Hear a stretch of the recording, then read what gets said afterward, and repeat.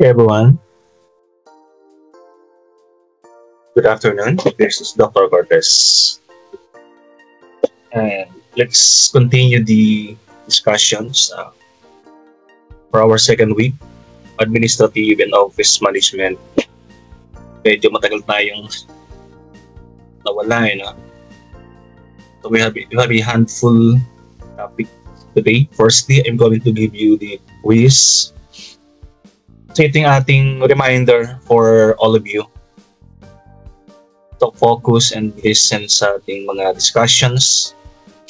If you can open your cam so that I know that there's somebody sa ating Google Classroom today. Okay, so I will start with presenting the topic for this week. Ito yung office environment and layout. We're going to talk about the layout ng isang office, the ergonomics, the office equipment setup, the inventory control. So those who are attending for the first time ng aking lesson today, I am Dr. Cortez. I call myself as your business doctor. I'm Doctor of Education Management. I'm Doctor of Business Administration. Licensed professional teacher as well. So ito yung ating mga learning outcomes. When we say learning outcomes, these are the things that you're capable of doing after the lesson. Sample, recognizing the fundamentals of office layout. So we're going to focus today sa office layout, workflow, spacing, ergonomic setup of equipment. We're going to learn how to assess the needs of an office based on organizational goals, employee requirements, and operational workflows. Understand and implement ergonomic design principles to enhance comfort and reduce physical strain among your workers or among you as workers. Design layout that support efficient workflow, reduce unnecessary movement, and facilitate communication and collaboration in an office environment. So yung ating mga target after the lesson, these are the things that you're capable of doing. And I only have a handful of topics to be taken today. Responsibilities of office managers, principles of office layouts, factors affecting ergonomics, the impact of ergonomics on productivity, and inventory management. Let's start with ano ba yung mga responsibilities ng isang office manager. So later on, you'll be going to be a manager ng iyong sariling office in sariling company. So ano yung gagawin? Ano yung mga responsibilities nyo or yung mga present managers no ngayon, ano yung mga kanilang mga responsibilities. So firstly, that is the administrative support. Pag office manager ka, you have to support the admin or kung wala kang masyadong ginagawa, no? You should be doing administrative support. So ano ba yung mga pwedeng gawin sa administrative support ng isang office managers? Ayan. So one of those is organizing office operation.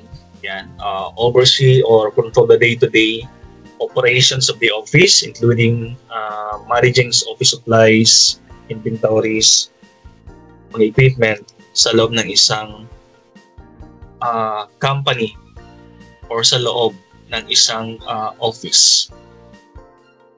Okay, and also part is the document management. of your company. Example, maintain and organize file records, documentation, ensuring they are up to date and accessible. So parang pag-control, no? Pag-control ng mga records or document within an office, or yung pag-transfer, pag-sending ng mga documents, pag-roving ng mga documents within the company. And secondly, you have also a communication role. Para kang liaison dito, you know. Pag sabing liaison, example, mga letters to be sent outside the company or inside the company or within the different department within the company. So pag ikaw ay liaison officer, you act as a point of contact within the organization and external parties, example, suppliers, the government. That is your function, no? Pagpalabas, you're the contact person. Or pwedeng sa loob din, internal communication among the department. Example, your co-office managers na sa ibang department naman sila. Example, you are the head of HR department, so you are the office manager ng HR. So may mga department pa sa loob ng companies, di ba? Finance, accounting, marketing, production, research. Ayun, so that is your responsibility. Okay, and the next one, you have this budgeting and financial management. Pag sinabi nating budgeting, you are forecasting, ang magandang budgeting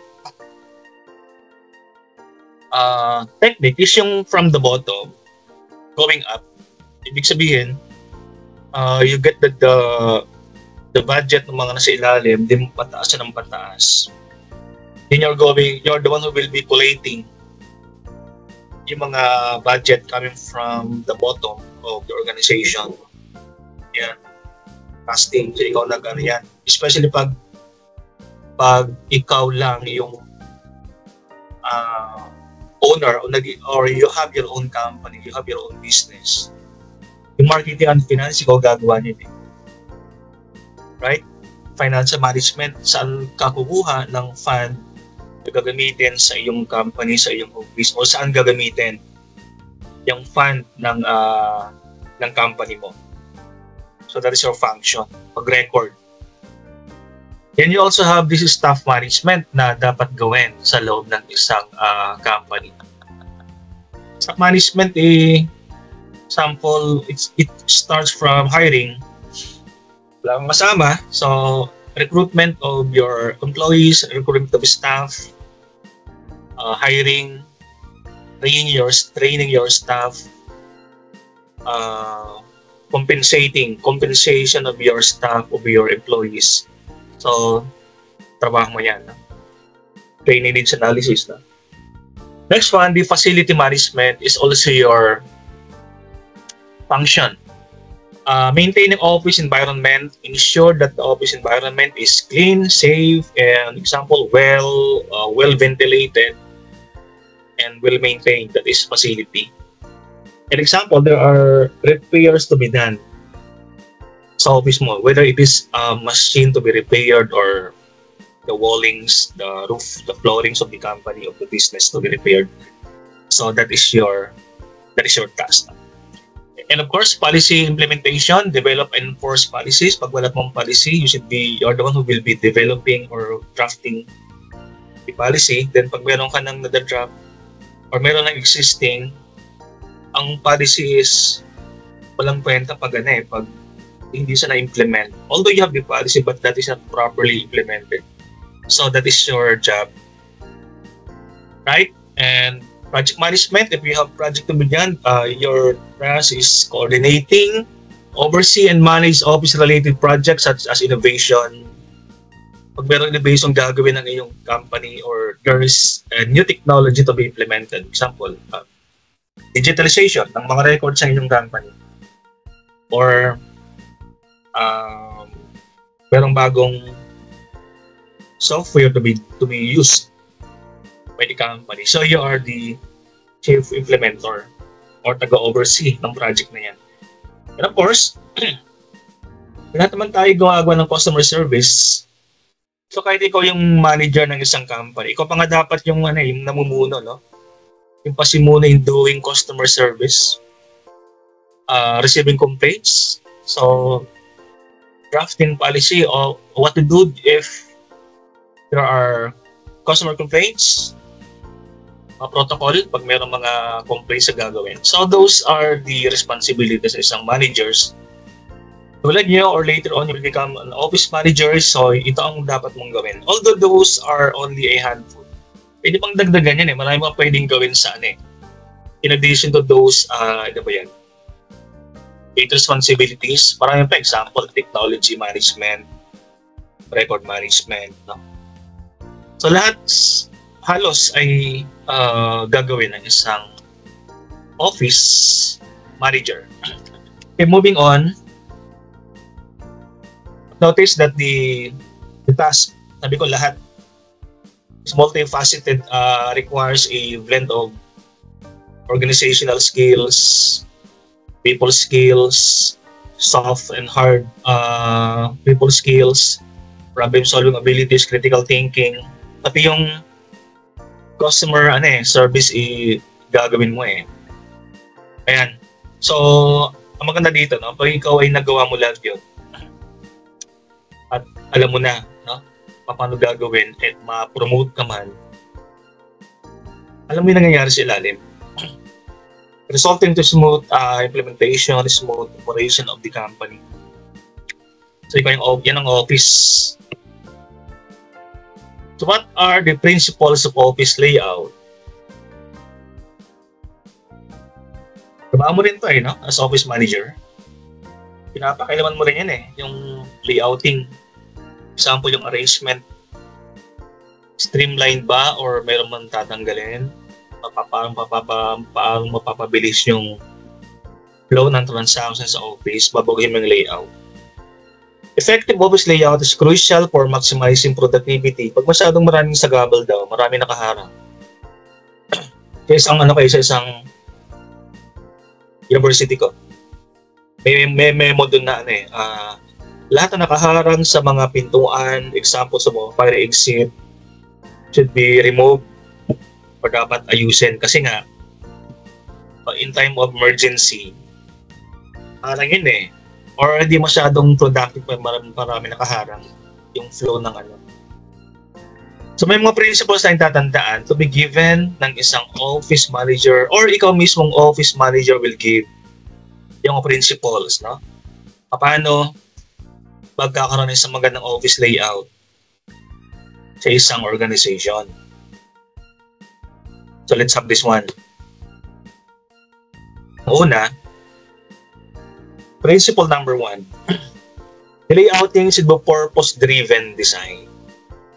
Design the layout to meet the specific needs and functions of the office, whether it's for collaborative work, individual task, or client interaction. So depende sa sa functionality, yung dapat daw ay functional yung layout, so depende sa functionality kung it is purpose driven design ba or you want to optimize the workflow, you want a collaborative work, gusto mong yung mga isang team ay magkakaharap or walang masyadong harang.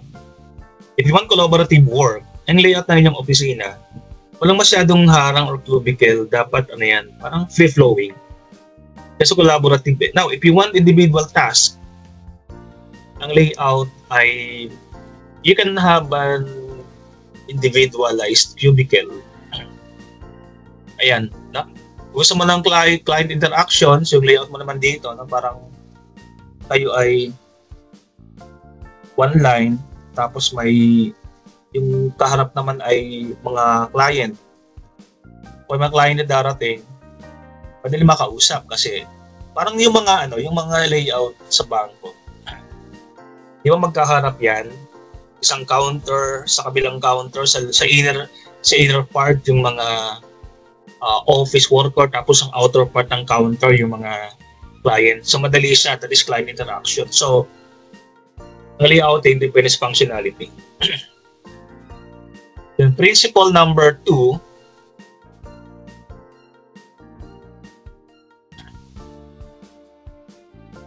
adaptability ng isang office. Diba nang una, functionality na. Create a layout that can be easily reconfigured to accommodate changing needs. Ang usong layout ngayon, yung modular. Yung madali siyang madali siyang ilipat. Hindi na pwede yung mga fixed table, for example. Dati kasi nakaranas ko na isang company yung table fixed. Talagang hindi pwedeng galawin. No? Yung mga cabinets fixed. Yung uso ngayon modular para pag may mga time na i-changing the example, expansion ng office. So pwedeng dugtungan yung module. Kasi kaya nga modular, di ba? Pwede siyang dugtungan, pwede siyang ilipat. So ang dito, ang principle natin, dapat ang layout is adaptable. That is adaptability. No? Then next principle natin, sa this one, ayaw gumalaw ng aking comfortable workstations daw. Comfortable or parang ergonomics. Ergonomics yung hindi masyadong may mga setup na masyadong masakit sa katawan. Maghapon ka sa office, 8 to 5 ka sa office. Then pagkatapos ng duty mo, masakit na sa likod kasi example yung upuan, hindi masyadong ergonomics. So ang principle number 3, ergonomics dapat ang layout. Comfortable workstation, example, comfortable workstations ensures that workstations are designed to reduce strain and promote good posture, including adjustable chairs, proper desk heights, and adequate lighting. May mga nabibiling pag example, pag yung chair mo ay hindi masyadong ergonomic, yung masakit sa sa likod, lower back mo.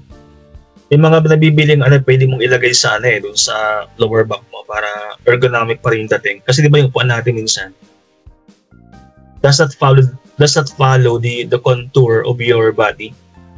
Example, straight na upuan, di ba?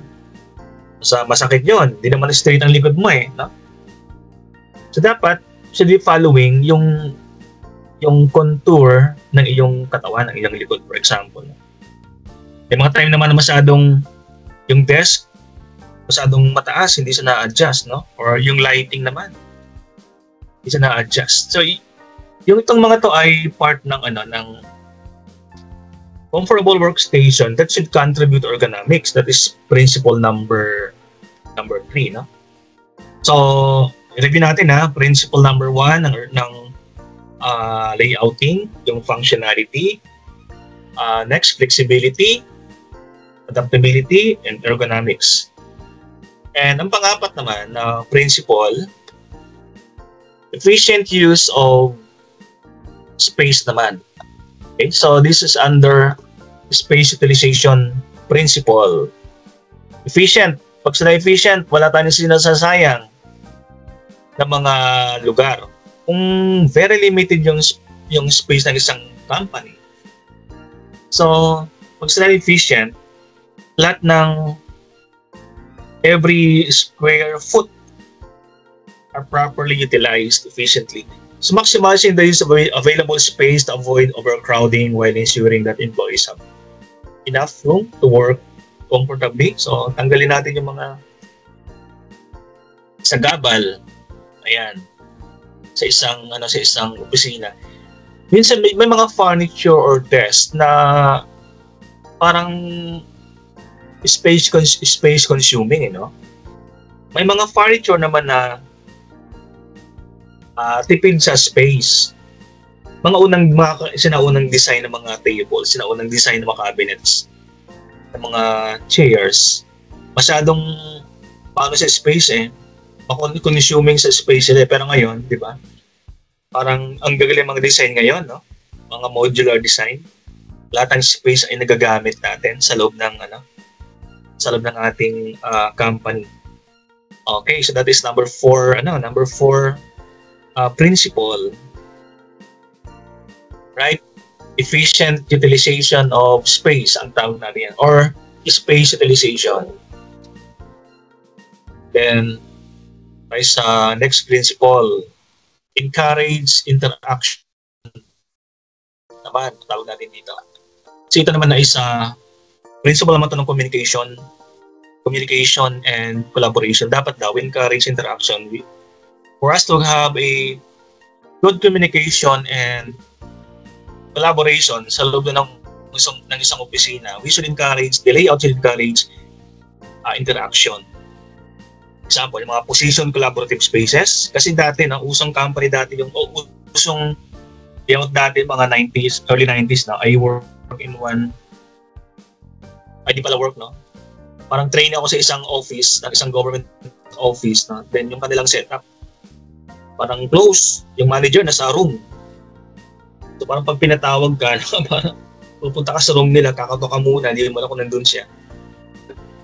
Pero ngayon, ang mga layout ngayon, example, yung layouting ng Google, yung layout ng office ng Google, if you will browse that in the internet, no? Yung Google, parang straight, parang free-flowing siya, transparent, wala, hindi na uso mga cubicle, parang isang dire-diretso lang isang lugar na transparency, walang mga cubicle, sa alam mo ang ginagawa ng mga ibang mga workers sa loob ng ng company. Ang maganda yan pag pag it encourages collaboration eh. Kasi pag ikaw ay naka-enclose kasi office mo, mayroon kang sariling opisina, tapos nakakwarto, di ka kita. Parang mahirap kang puntahan, parang you are not approachable pag ganun. Pero pag walang harang, free-flowing lang yung office nyo, transparent, parang madali makipag-collaborate eh. Kasi parang open communication kasi transparent. And it encourages interaction, communication, and collaboration. So yan ang dapat gawin. No? Pag meron ko yung renovate ng office, ganun ang pwede yung gawin. Para approachable lahat. Okay, next one. Privacy. The next principle is privacy. Use acoustic treatments. Ito yung mga sound management system eh. Pag sinabing sound management, use acoustic treatment and strategic layout to reduce noise, distraction, and protect employee privacy. Sa office kasi masyadong maingay. Hindi masyadong magandang gumawa pag maingay yung office environment, diba? So, para okay yung workflow. Pag mayroong mga office na masyadong maingay, no? Dapat example soundproof o nakahiwalay siya to avoid distraction. Or mga visual barriers, implement screens. Pag gusto ng privacy, pwede naman maglagay ng screens eh, no?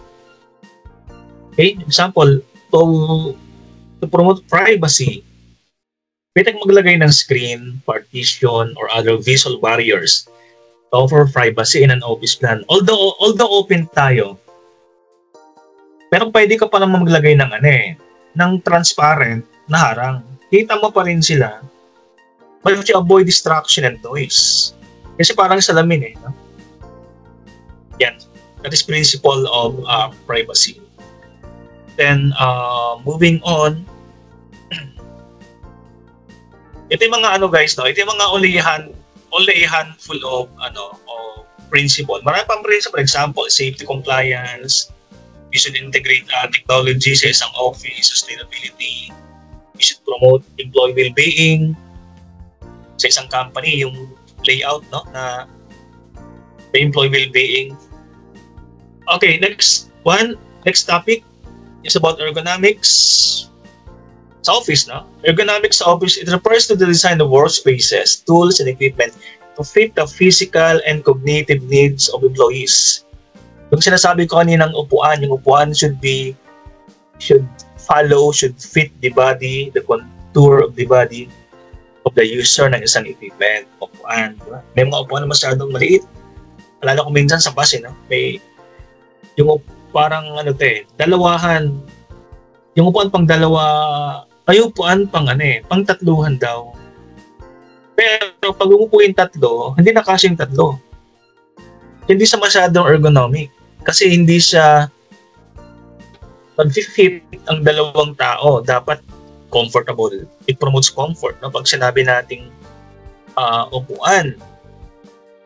So, hindi lang upuan magamit natin sa opisina. Dapat it promotes ergonomic kasi. Okay, let's have mga samples dito ng ergonomic overview. Yung height ng desk. Ayan. Kasi pag mga nagbibigay ng strain or discomfort sa isang tao or user yung isang equipment or furniture, hindi siya ergonomic So ano ba mga factors that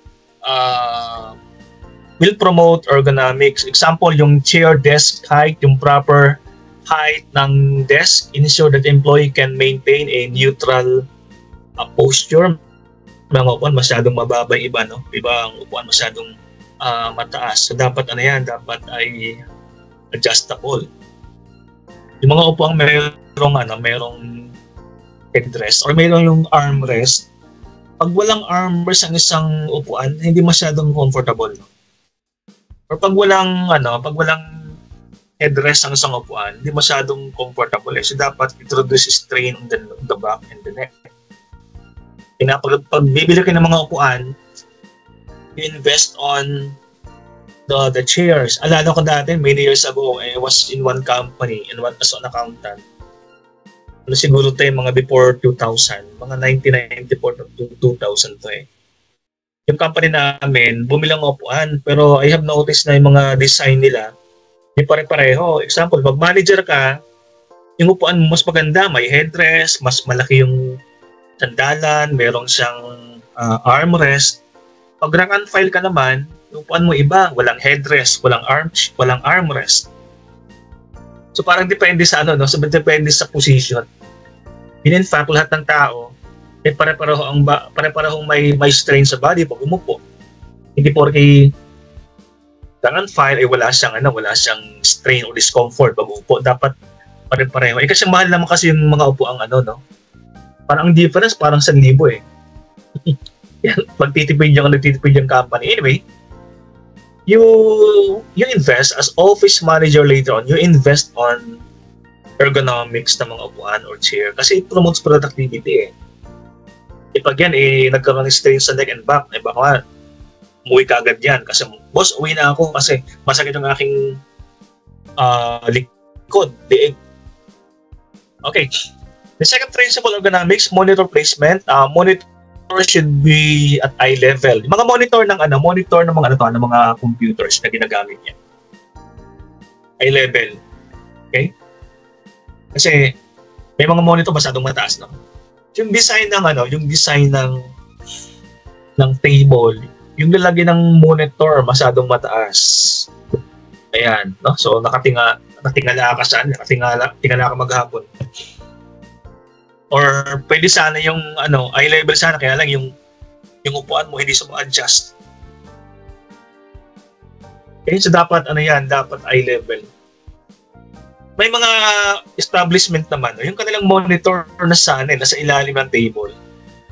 Kasi if they want good interaction naman with client na walang harang between the client and the person, the employee. Kasi pag may monitor nga naman, di ba, yung monitor nakaharang between you and the client. So, yung iba ginagawa yung monitor sa ilalim. So, parang flat siya. No, I don't know if hindi po nakagamit ng ganitong setup, yung monitor na sa ilalim ng table mo na may salamin. Hindi ko alam in the long run kung yan ay okay. Pero wala nang harang between you and the client. Pero hindi ko pa alam ang kanyang long-term effect kung maganda ba siya or hindi. And the next one, yung keyboard and mouse position. This should be positioned to allow for natural hand. Yung ginagamit kong keyboard ngayon, pag matagalan gamit, stressful sa kamay May mga keyboard, may mga laptop ng kanilang keyboard, yung parang ergonomics din. Parang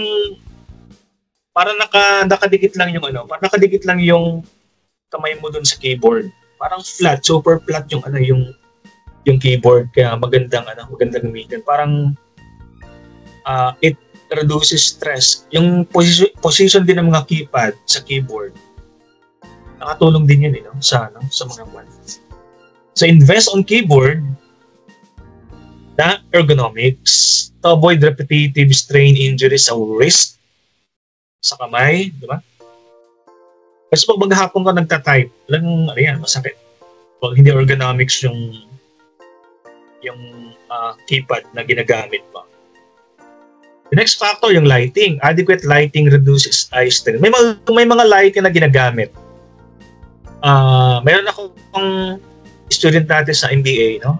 He's working in a company na nagsusupply ng mga lighting sa mga fast food. So meron palang iba-ibang gamit. Depende sa ambience, no? Akala ko dati basta bili ng lighting, hindi pala. May mga lighting na soothing or relaxing sa mind tapos sa body, no? Depende sa pan. Pag masyadong maliwanag siguro, strainful sa mata. So dapat you'll be using a soft lighting sa office na yung hindi masyadong nagkakasilaw, no? Kasi hindi lang naman yung kamay ang nagkakaroon ng strain, kundi yung mga mata. Brakes, movement. Ergonomics should also brakes and movement. Encouraging regular brakes and movement can prevent fatigue and discomfort. Yan ay kamay or mata. Hindi lang kamay nagbe-brake, no? Hindi lang katawan, kundi yung mata mo dapat rin yan, nagbe-brake din. Example, one tips na pwedeng gamitin sa brakes in a movement so that you can prevent fatigue and discomfort sa mata. Yung 20-20 rule, 20. Ibig sabihin, every 20 minutes, tumigil ka sa pagta-type. Example, sa monitor mo. Every 20 minutes, tumigil sa pagta-type. And focus mo yung mata mo for 20 seconds sa isang green object 20 feet away. Ito na isang tatlong 20. Una, every 20 minutes, take a break. Yung pangalang 20, focus your eyes in an object 20 feet away. Maganda yung kulay green, no, ang focus mo. For 20 seconds. Alright? Yan tinawag siyang 20-20. So it reduces strain sa mata natin, prevent fatigue sa mga mata natin, and discomfort sa ating mga mata. Ayan, no? O pag sa mga kamay naman, hindi pwedeng dire-diretso yung pag-type. May ginagamit akong parang one test, no? I bought this online. Kapag suot mo yon, para siyang thermal umiinit siya, no? Parang minamassage yung kamay mo. So, bili ka rin ng mga pangmasahe tulad na ito, no? Yan, kala mo baril, no? Pangmasahe ito eh. So, different part of the body, pwede mo siyang pangmasahe. Ayan, no? Pwede sa kamay. Battery powered siya eh. Yan, pangmasahe, di ba? Hindi lang pwede sa mata. Mabubulag ka, no? O minsan tayo ka, no? Tayo ka, lakad-lakad ka, para yung back pain, strain ay mabawasan. Ayun, mga factors natin pagdating sa ergonomics. Okay, and let's move on sa ating the impact of ergonomics on productivity. Natin dito sa impact naman. Bakit kailangan nating pagkaroon ng ergonomics? Na parang ngayon lang ba natin to na focus? Dati parang walang ganito, no? Yung pala, ergonomics has impact on productivity. Maging productive ka o hindi. Depende kung merong ergonomics na sinusunod or wala sa inyong opisina. First impact, reducing discomfort and pain sa ating mga katawan. Fewer health issues, example, pag proper ergonomic design can reduce the incidence of musculoskeletal disorder. Parang sa buto to, no? Pag masyadong matagal ka, yung skeleton daw natin ay nagkakaroon ng strain. So dapat daw ay meron tayong ergonomics. Increase discomfort kasi, no?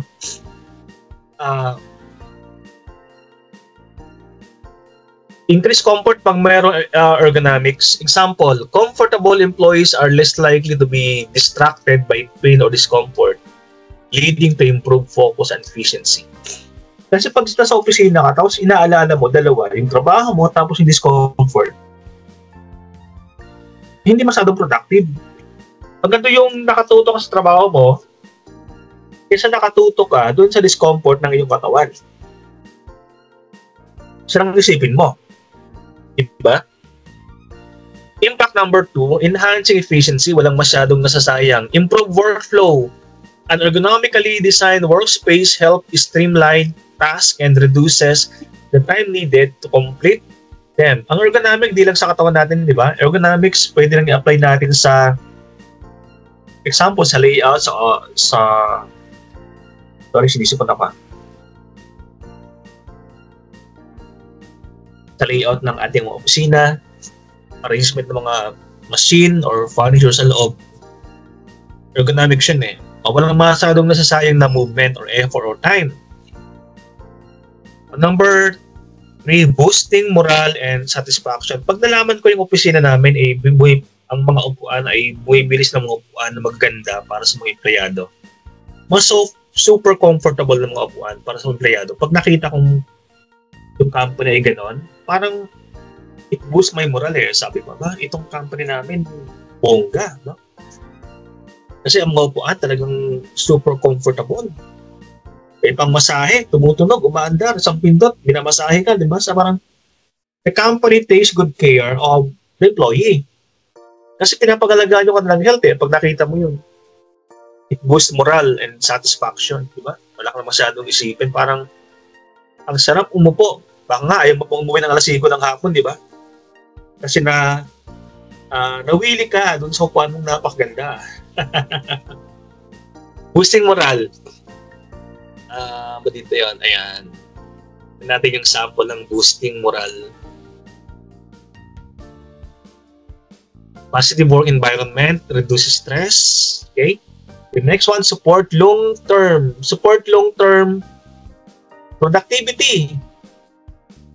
Pangit pag ikaw ay ang pangit ng office, masyadong maraming sagabal, palaging nauuntog, palaging nangangalay, kinabukasan sa paalam mo sa boss mo. Boss, absent ako, masakit yung kamay ko, papamasahe ko, papahilot ko muna kasi kahapon, laki ng strain. Yung mo to, no? Aside pa isang araw, magiging productive ka, sa isang araw, biglang nawala. Kasi kailangan magpahilot. Alright, encouraging movement and breaks. Nandito ayan.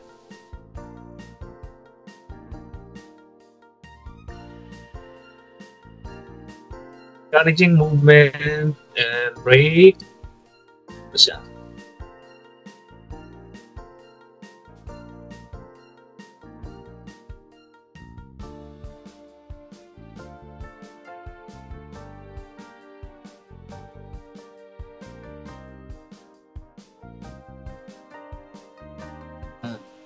Active workstation. Ergonomic design often include options for standing desk or adjustable workstations. Yung mga workstation pa lang adjustable or standing. Which encourages movement and reduce sedentary behavior. Regular movement can improve circulation and mental health. Tama yun, no? Pag dapat gumagalaw-galaw ka pala. Kasi nakaupo ka maghapon. Ayan. Regular break.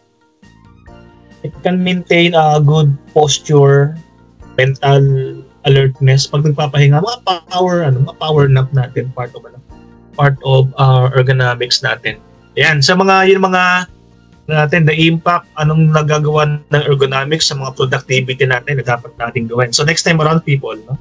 Don't ignore ergonomics ng mga furniture or equipment, no? Mga gamit natin sa opisina, dapat daw ergonomics to boost productivity natin. Okay. So, ito yung last part ng ating discussion today. Ano rin to function din ng isang office manager yung inventory management. Especially pag ikaw ay walang masyadong mga empleyado sa loob ng iyong company. So, trabaho mo to. So, anong ginagawa? By the way, pag sabi ng inventory, ito yung mga stock sa loob ng iyong company that are intended for sale ng iyong company. Example, pag sa 7-Eleven, ang inventory doon, lahat ng paninda sa loob ng 7-Eleven, yun ang inventory. Lahat ng gamot sa loob ng Mercury Drug store, yun ang inventory. Lahat ng mga parts sa isang hardware, yun ang inventory. Right? Lahat ng burger sa inside Jollibee or fast food kitchen, yun ang inventory. Kaya yun ang kinokontrol nyo, ang minamanage. So pag hindi ito manage, no? Yung sale is affected. So anong pwedeng gawin or anong dapat gawin ng isang office manager? Ito yung mga task na ginagawa. Kunti lang to. Ano lang to hindi to masyadong marami, but ito yung mga inventory na na pwede mong gamitin sa loob ng isang na common na pwede mong gawin sa loob ng iyong company. The first one is define inventory types. Maraming inventory sa loob ng iyong office. Yung office supplies, yung office equipment, furniture, consumables sa loob. Example ng office supplies, bond paper, notebooks, folders na ginagamit. Sample ng equipment naman, ito yung mga computers, printers, telephones, laptops. Pag sa furniture, ito yung mga tables, counters, cabinet, desk, chairs. Pag sinabing consumables, ito yung mga ginagamit natin daily, we consume like coffee, sugar, creamer, cleaning supplies ng ating mga company. Ito yung mga inventory na kinokontrol ninyo. So ito yung una mong task, defining or classifying yung mga different types of inventory. Ito ba ay office equipment? Ito ba ay office supplies? Ito ba ay furniture? Ito ba ay consumables? Yan. So, dapat hinati or properly classified. Kasi cost ng iyong company yan na dapat mong tingnan. And the second one, inventory tracking. So, paano mo check kung meron pa or wala na sa inventory? You can do that manually. You can do that manual record or electronic record like using Excel or using barcode, or you can use RFID, no? Yan ang uso ngayon, RFID technology or using barcode pwede mong gamitin, so you can track the inventory kung nalalaman mo yung sa mga POS, di ba? Pag sa Mercury Drug, di ba? Pag order ka, alam ka agad nila kung meron pang gamot or wala na. Hindi naman nila binibili yung gamot, di ba? Kasi meron silang system dun sa kanilang POS or point of sale inventory system. That is one way of tracking inventory. And the third one, establish inventory levels. Para hindi ka maubusan, you should define kung ilan ang maximum na dapat magkaroon ka or kasya. Or you should also define yung minimum. Pag sinabing minimum, ito yung level inventory na pag ito yung umabot sa ganitong level. Example, ang minimum level ng inventory ay dapat 20. Ibig sabihin, pag umabot na ng 20, critical na yan. Dapat tatawag ka na sa supplier mo. Okay? Hindi pwedeng mag-zero kasi hindi mo alam mag-zero. Tapos matagal pa lang dumating yung supply to replenish. Tatlong araw. So, 3 araw ko lang benta. So, dapat you should know yung lead time, yung delivery time ng mga supplier para alam mo kung ilang level dapat ang matira. And number 4, order management. Ito yung supplier relationship. You should have a good relationship with the supplier. Kasi crucial to, guys. No? Pag supplier should not be just an outside party. Supplier should be your partner. Crucial sila. Kasi pag wala silang binigay na supply sa it's either supplies or raw materials, wala kang gagamitin sa wala kang raw materials na gagamitin sa product or sa yung finished goods or finished product. So maintain, example, pay your supplier on time. Kung silang tatakasan. Pag sinabing 30 days ang limit sa'yo to pay, so bayaran mo yan. Important yung order procedure na ginagawa. Develop a clear procedure for ordering inventory, including approval, process, and documentation requirement. That is part of order management. The 5th inventory management is the stock control. Stock control natin dito. Or ito yung anong ginagamit mong method. Normally naman ginagamit natin sa stock inventory control yung FIFO. First in, first out. Ibig sabihin, pag mga inventory mo, yung unang dumating sa warehouse or sa inventory mo, first in, yon ang una mong ilalabas o una mong ibebenta. Kaya tinawag natin siyang FIFO. First in, first out, stock control inventory. Or part dito ng pwedeng FIFO, pwedeng just in time inventory control. Pag sinabing just in time, hindi ka nag-stock. Kung kailan may bibili, saka ka tatawag sa supplier mo. That is JIT, or just in time inventory control management. Okay? And number 6, important din guys, para hindi ka mawalan. Uso sa mga companies yung wastage, spoilage, and filterage. Yung filterage, ito yung kumukupit yung mga tauhan ng iyong company, ninanakawan ka. Ang mahirap yung fast food kasi pag sila may kinuha, hindi mo mahuhuli kasi kakainin nila yun. Example, ginuto, tapos kumuha ng manok, ng chicken, puntang toilet, kinain doon, o wala ka nang nasa loob na yung hindi mo na sa makikita. Or pwede ring mag-filterage yung mga gamit sa loob ng yung company. Example, bond paper, folder, tissue, na pwede lang iuwi. Tawag dito, kakutsaba pa rin yung guard. Diba ang guard, paglabas mo, pinifreeze. Diba paano pag kaibigan, kakutsaba niyo yung guard? Pinalusot yan. Okay? So, meron mga ng inventory security. Example, CCTV camera. Dati mahirap mahuli kasi walang CCTV. Ngayon, meron na. So, that is one control, Inventory. You invest on CCTV camera. Ayan. Tapos yung guard mo, palitan mo. Every 6 months, palitan mo. Para walang maging kaibigan ng mga worker. Or pwede rin iba, yung mga bags nila, hindi pwedeng ipasok sa loob. Nandun na nakapag-bag sa guard. Yan. To avoid filterage or security. At dapat isang tao lang yung yung allowed pumasok sa isang inventory. Then i-rotate mo sila every 6 months. Okay.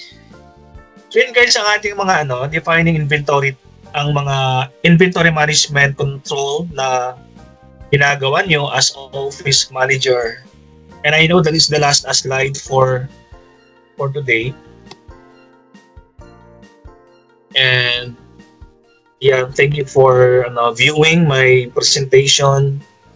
And I want to credit Google for the photos used in the presentation. And with that last slide, this has been Dr. Cortez saying thank you for viewing and attending to on this online session. And see you again, guys.